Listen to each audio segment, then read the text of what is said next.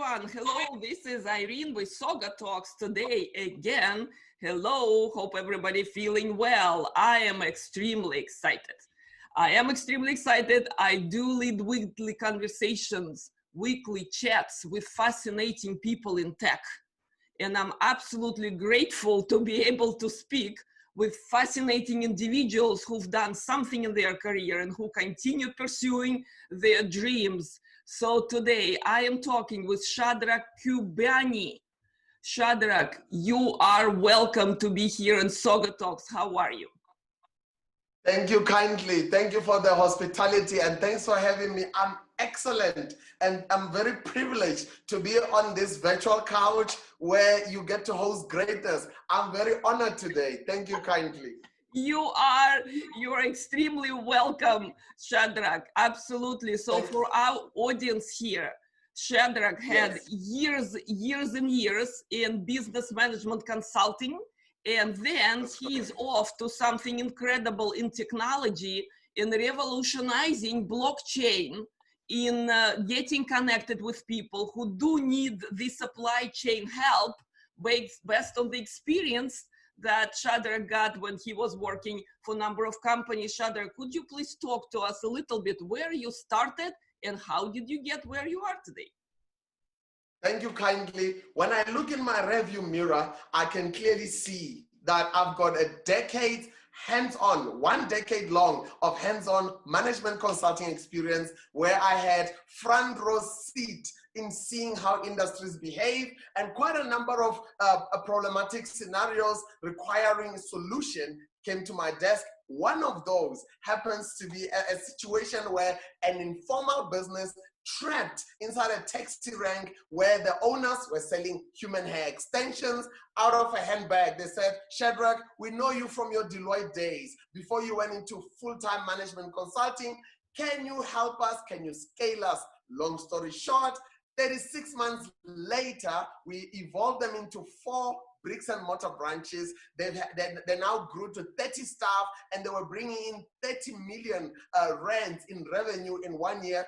It got a bit of attention from retailers, and I'm gonna unpack that in a moment, where they went like, wait a minute, looks like there's money to be made in this $7 billion industry in Africa. And of course there is, but during the onboarding process, that's when we picked up the macro category challenges of the sector on the continent, where we scratched our heads. We went on for about 18 months, and that's when we found that blockchain is the scalable, deployable truth and trust machine that is geared to not only transform the sector, but to also be rolled out to other supply chains. That's how I got here.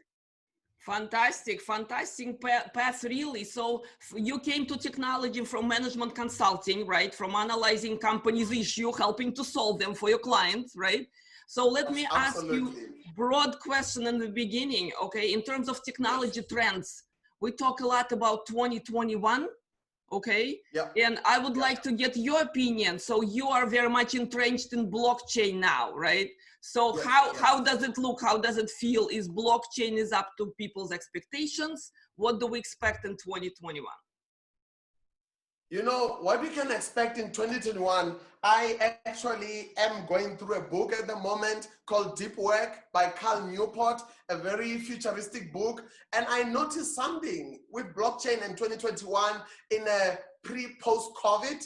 And I noticed something that he analyzes quite a bit from a thought leader perspective, that when the era of digitization or internet was gaining momentum, the concept, especially in the US, the concept of the open office kind of like took center stage. In order to help scale companies quickly, the walls had to come down. The construction companies had to knock the walls down. And talks about the flat pyramid became the normal thing. Here's what I see with emerging tech and in a post-COVID with 2021, I'm seeing that just like how we are very familiar with the movement of Doctors Without Borders, come 2021, it's everyone without borders, because I'm in your virtual couch, you're across the world, we'll be seeing more of this, and that's where blockchain and trust is mostly critical. As we work remotely, we engage remotely, and we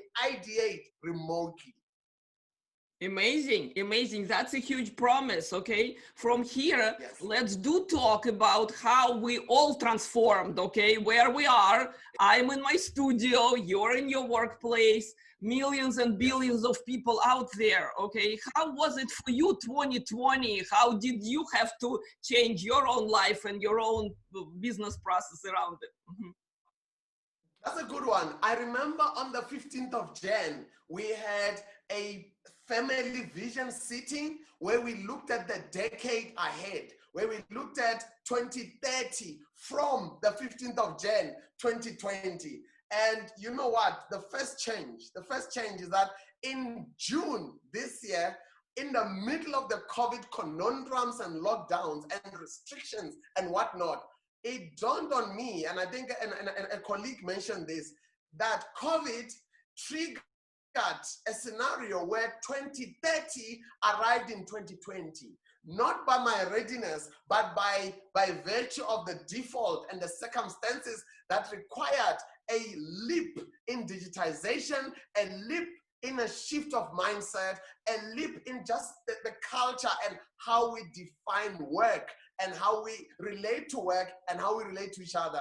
That was really a shock on my end. And the second point is that there was now a level of resilience that I had to tap into, that I had begun forgetting that it was there. You know, we usually refer to COVID as a storm or a hurricane, and we refer to hurricanes as the ultimate building inspectors, meaning if you and I or the audiences were not building something with resilience, with concrete and with integrity, then COVID somewhat, it did it to me. It peeled away the layers, the onion layers, to almost put me on a couch and say, Shadrack, have you been building with legacy or you've been building with a sprint in mind? So while I'm very fortunate that our business is still here and we are pivoting, but there is a business unusual. COVID kind of like gave me a bit of a talk show interview and said,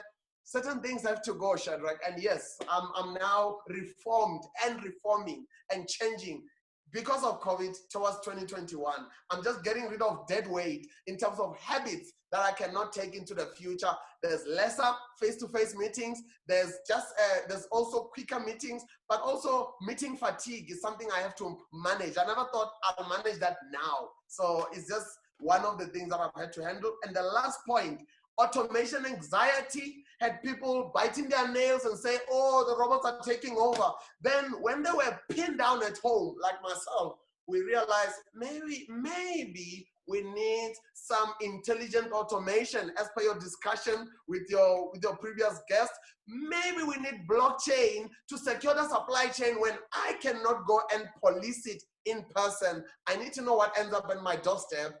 Maybe we do need this emerging technology to just give us our humanity in a new form without the anxiety. Wow, that's beautifully said. Absolutely, Shadrack. So what I talk a lot with my guests about is intelligent automation and digital transformation that only accelerated, right, in past few months. That's correct. Those who are not transforming, yes, they're definitely missing out, right? Absolutely. So with that said, we all went through in where we are, right? We all went through our digital transformation and our technology transformation in a lot of ways. And that is a good thing. Definitely. So, and I love how you help to ground these things and kind of like humanize them and bring them a lot closer. In a similar way that COVID brought 2030, folded it into 2020, I sense that the trajectory of what you do tends to ground a lot of these intangible topics, which is why I appreciate, and I'm sure the audiences appreciate, which is why I'm glad to be here to help with that dialogue. Thank you, Shadrack. You know, to continue what I'm doing here, just exactly that, getting rid of unnecessary.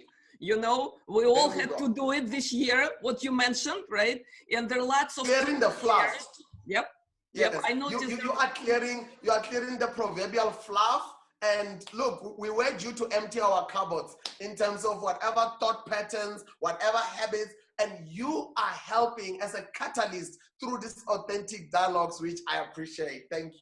Thank you. You're extremely kind. So let's go back to technology And some fears and insecurities, they're still there, right? So you mentioned humans being afraid of robots, okay? And absolutely. I keep answering with my guests, right? Every week we keep answering from different angles, right? So you tell me, where do you see automation and blockchain as part of that movement, right? Where do you see it really sticking and helping people? And where do you see some challenges still out there? Absolutely. I think if you look at technology could either be, I mean, if technology was an elephant, you could perceive technology as that entity or that machinery that helps you to do the heavy lifting. Say maybe you live in a distant village somewhere where education prospects are very limited and other developmental prospects are little. That elephant could be helping to do some heavy lifting, whether you are offloading goods off a truck that comes once a month to that village, or you are loading some goods that the village wants to send around the world. So you could perceive technology. It all begins here with the paradigm shift of your thinking. Are you seeing technology as enabling you to do the heavy lifting like that elephant that enables an interconnected trade between two villages across the world, or the village and the big city? Or do you perceive yourself to be an ant with very little to offer in a minuscule size, and the elephant is technology, but it's about to crush you with its giant foot? I think it's very important what perception we have. Technology in our world, we see it as a very critical lever of development, both at a personal level and at an economic macro level. Policymakers need to find out what it is. Policymakers need to frequent your lounge. Policymakers and government, the public and private sector, we have to make sense of it, because one of the things that enhances automation anxiety, or any anxiety, is ignorance. So it's authentic talks like this where you go like, wait a minute, I never perceived that elephant that way. I always saw it as the enemy out to crush me. But this elephant could help our village move a needle upwards in the global trade. I didn't see it that way. So awareness, discussions, engagement, dialogue, and just peeling away the layers of ignorance as we become real as to the applications that are relevant to us, not to the other people, but to us. Then we can see it's not technology, it's actually a means to an end. Well said again, Shadrack. So let's talk a little bit about smart contracts, if you wish, because with some of the guests I spoke earlier this year, what they're finding out there is that people who want to deploy blockchain, they think they're ready, but yet their business is not digitized at all. And the first thing they have to kind of start digitizing processes and understanding what are the pitfalls. So what do you find in your way of deploying and adapting blockchain? Where are these hurdles? You know, blockchain comes face to face with our built-in or innate need to address the burden of trust.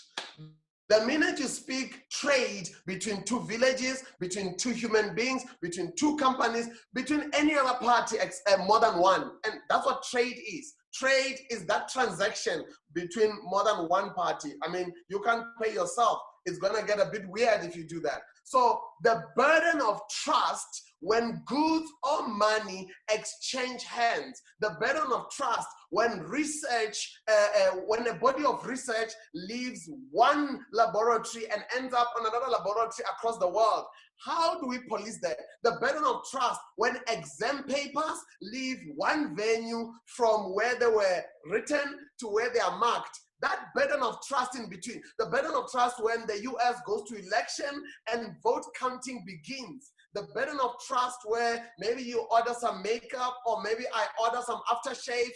How do I know the very ingredients that shaped that aftershave? So the mystery element is what will enhance our anxiety, not automation anxiety, but just the anxiety. And that is why banking has reached inflationary proportions where it is today, where they tell you, oh no, Shadrack, if you're sending maybe a loaf of bread to Irene across the world, That's why 8 slices have to go missing. I go like, why?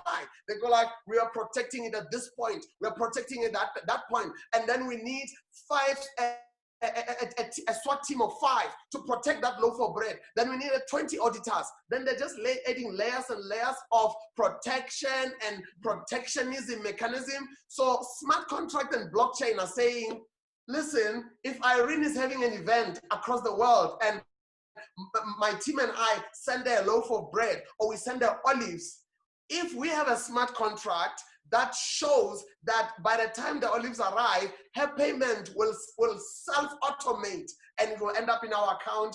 The tax revenue involved in that transaction will self-automate, and we won't need 20 banks or 20 middlemen. So blockchain and the future is such that it will aid us to address the age-old burden of trust.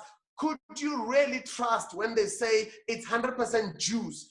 Who did the count? Who did the measuring? Could you really trust when they say your cosmetics are harmless? So the burden of trust, where you deploy the distributed ledger from source to consumer, from origin to final destination, that ledger woven in between with the smart contract, they self-automate and relieve us of burden, where we can redeploy that same time, spend it with family. Before COVID and before hyper digitization that we are going through, you had things like something that was very popular in the workplace, the work-life balance. I think the work-life balance is a cry for help to say we either don't have enough time or we have misplaced our priorities. So, and the truth is, it's not an easy equation to solve. How is blockchain helping us? Blockchain is alleviating how many meetings we have to show up with for audit control, for board governance, for corporate governance. Now, a lot of things are automated. Suddenly, I can spend more time with my family. Suddenly, I can spend more time in the strategy unit, in the penthouse suite, in the top floor, where I envisage the future. Suddenly, I'm no longer trapped in the operational machinery. So thanks to blockchain and taking off our hands the burden of trust and traceability and transparency. Beautiful, beautiful. And this is all improving operations, right? This is helping for businesses, right? To get rid of unnecessary fluff, unnecessary absolutely, right? And refocus people energy in something more creative and useful. Absolutely. And it's also helping blockchain as the future unfolds. It's also helping us to relate better. What do I mean? If I owned a small business that could perhaps ship some microphones to you, and you need to just kind of like expand your studio or do other things like that. If I'm a small business in Africa, I might find countless hurdles in order to place my items, maybe in Walmart or maybe in Target or maybe in some e-commerce platforms, wherever you prefer to source your growing studio equipment.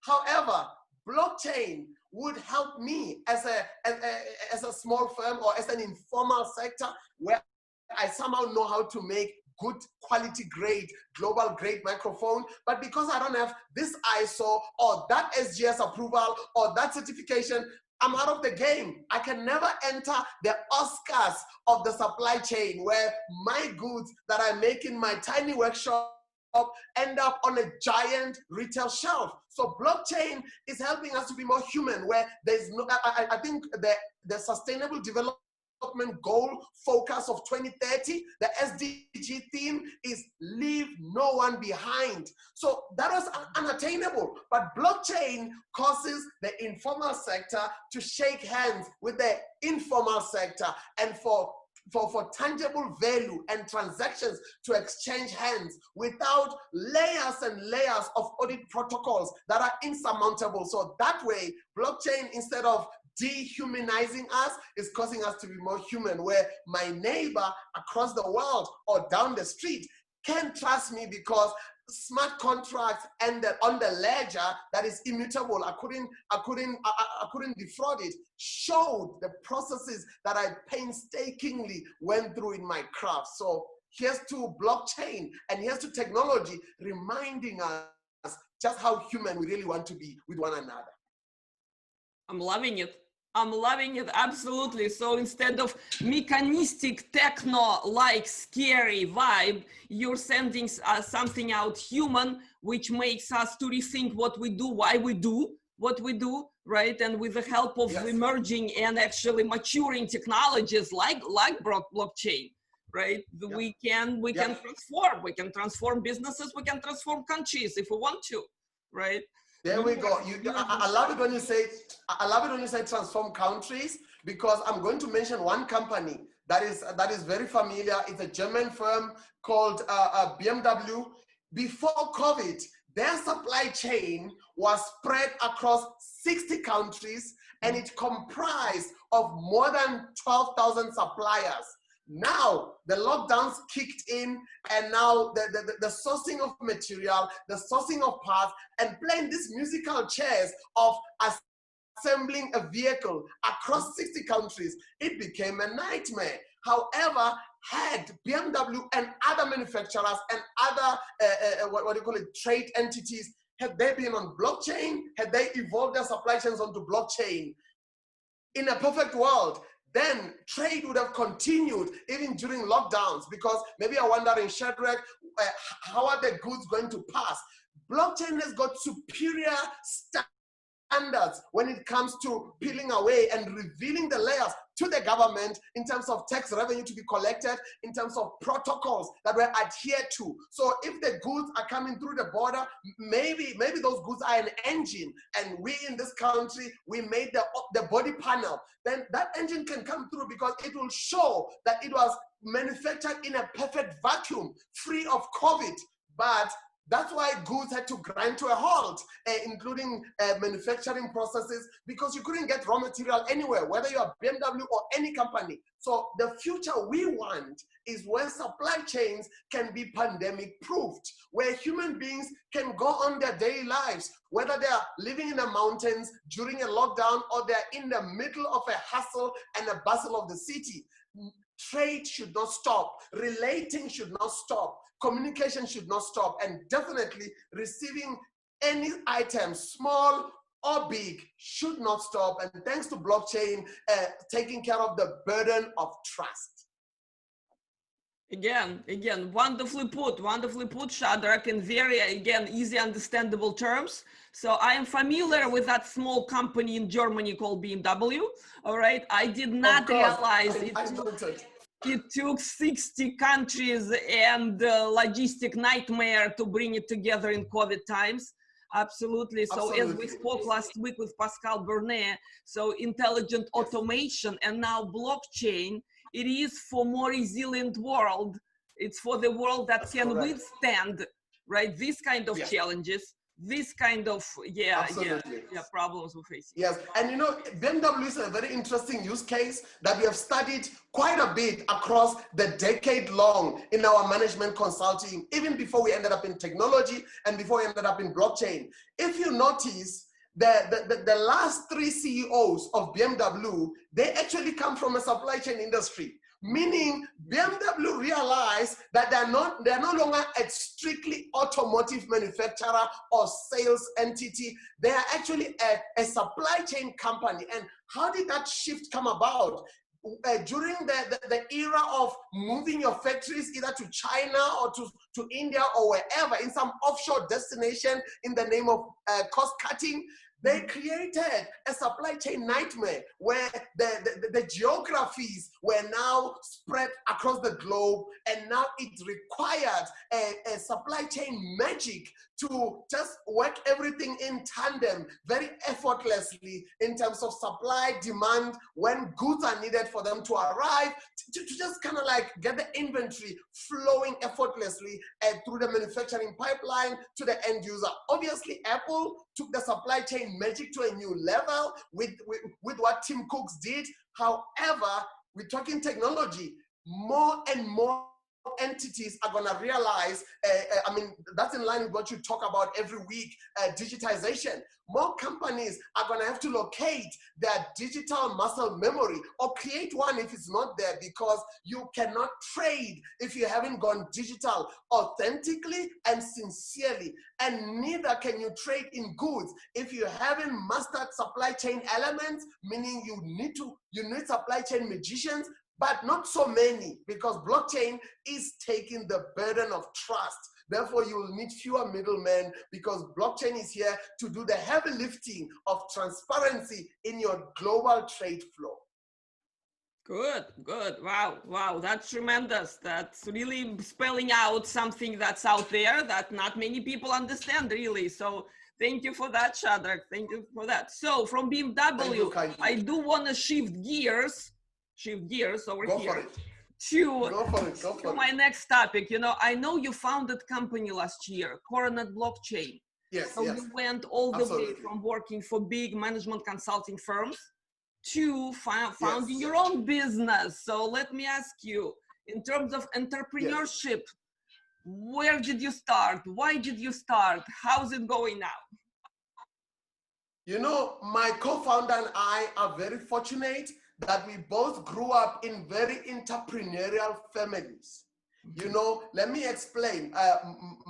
My mom raised us, 5 of us as boys, single-handedly, and in order to kind of like meet month-end requirements or whatever overheads she had, putting us through school, feeding us, she was very entrepreneurial, whether it's buying bus tickets at bulk and leasing them out to passengers on the spot, or it's taking up a bit of a media move, taking up a camera and kind of like becoming a self-taught photographer at weddings or whatever events. So she was very entrepreneurial. I observed her, and she would sometimes start things and leave them to me to manage them. She will say, okay, you run the photography business. Okay, you run the ticket business. Okay, you run my small retail business. So it threw me in the deep end and began building muscle memory of understanding moving parts in business, even long before I went into consulting. So opening this business was a homecoming experience for me, because I had to now come back home to business. My wife and co-founder of Coronet blockchain, from the age of 6, she followed her dad, who was a woodcutter, and also she calls him a bush mechanic. God bless his soul. She used to follow him up a mountain where he would go and fetch wood for the village in order to distribute it and sell it door to door or sell it to the retailers.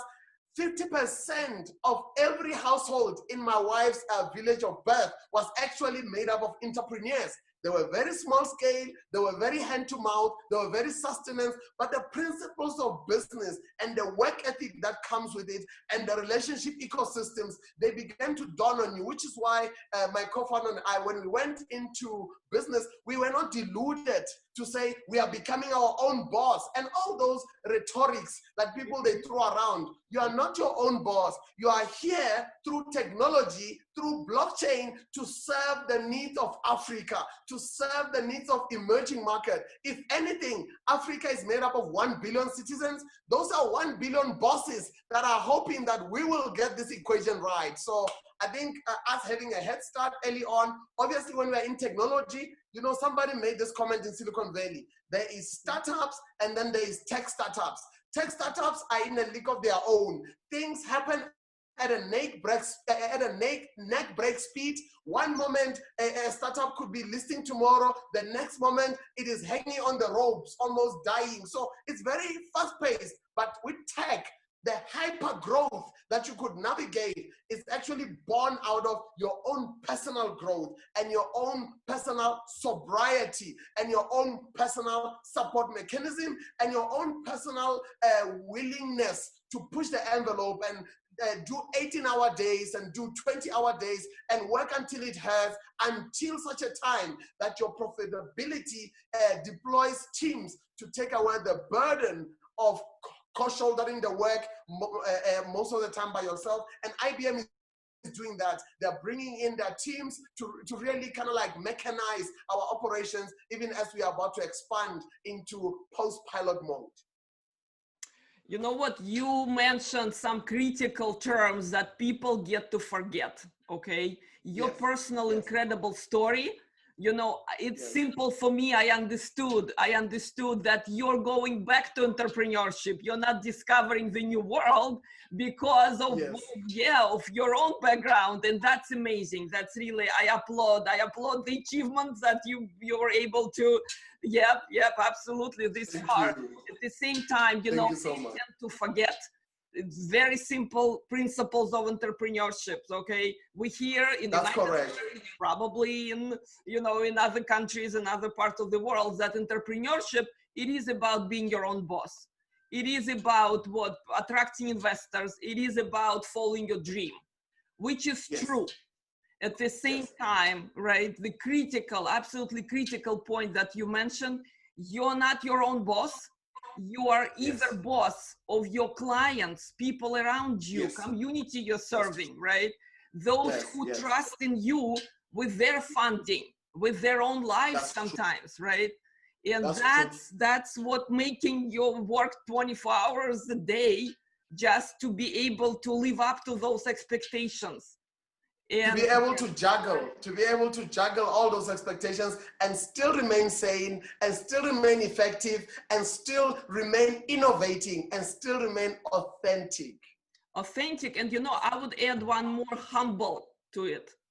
Humble. That's true. Still remain down to earth. I love that part. I'm actually making a note of that. It is correct. Sometimes we do these things, but until you kind of like put a phrase to it, remaining humble, you don't realize what you're doing. If it's the winning formula, you've got to nail it to the wall and keep repeating it just like that. Exactly. And to me, humble, it really means that you do what you do for your own reason, but don't get too full of yourself, right? No matter how big your mission is, right? No matter what are the aspirations and huge promise your new venture, right, is going to put out there. Do your graduate work. Yes. I think talking about humble, I would like to add an agricultural component to it. To say, you know how some people, when they use the word humble, it just dawned on me now. I didn't know this. It's just coming from my subconscious. So I'm not an authority on it. I'm sharing my heart within this authentic space. So when you speak humble, they often use phrases like down to earth, right? Okay. It's a very interesting phrase they're using, because your humility would, I think from experience in the last 10 years, your humility would not only depend on your commitment to be real and to be humble, but it will also majority depend on who's with you in the elevator, who's with you, who's around you. Are they building a pedestal for you, or are they helping to keep you humble? Because humility is your core value. That's number one. Number two, I shared something earlier today that, you know, COVID has put restrictions that are taking us back to the basics, whereby you say a notice that only two persons allowed in the elevator. So humility means, who is with you in the elevator? Is it someone who's telling you, come on, you are larger than life? Or is it someone that says, you're so successful, but remain down to earth? It's in your best interest. So it really matters who's with you in that elevator, because it's a restricted number that you can take with you, even as you shift the floors from floor 20 to floor 2021. As you shift the floors, it matters who's with you in the elevator. Are they supporting your value? I mentioned agriculture. Are they good soil around you, or are they acidic soil? So you mentioned a very critical thing that just triggered something I had to share it from my heart I'm glad to your I could audiences. contribute. Yep, I'm glad I could contribute to your day maybe a little bit. And to your point, it's who you surround with and how do you affect those who surround themselves with you. Okay, because it's definitely both ways. Yeah. Totally on point. I love it.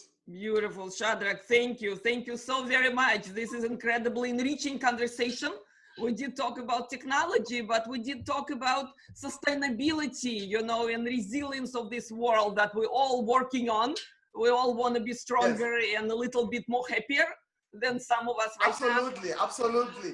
So Definitely, which brings to mind when you're saying we are in technology, we want to be strong, we want to be better, we want to be authentic. We have a saying, you know, that we are actually about to put it up on our wall that says that we are human beings, not human doings. So what that means is technology could be what we do, but we are human beings first. So what kind of a mindset are we curating amongst ourselves, amongst our individuality, and amongst our team as a collective, amongst the collaborations or ecosystems? Is it a solution mindset, or are we whining and complaining? So we are human beings. So if you are whiners, we will bring whining to the equation. If we don't have a work ethic, we will bring a corrupt spirit to the occasion. So we need to safeguard now more than ever in this era of digitization. We need to protect with multiple coats of paint. We need to protect our humanity, because it's our humanity that sets us apart from robots. It's our humanity that will enable us to deploy robots to do a bidding on our behalf, rather than us thinking robots can display us. Our humanity is beautiful. It's a unique DNA. So we need to stick to those core values we touched on earlier, now more than ever. So I think we need to figure out that we are human beings. So we need to be authentic and be humble, be all those things that are close to us and that enhance our well-being and our sanity. Fantastic, fantastic. Thank you, Shadrack, so very much. Thank you for this talk today.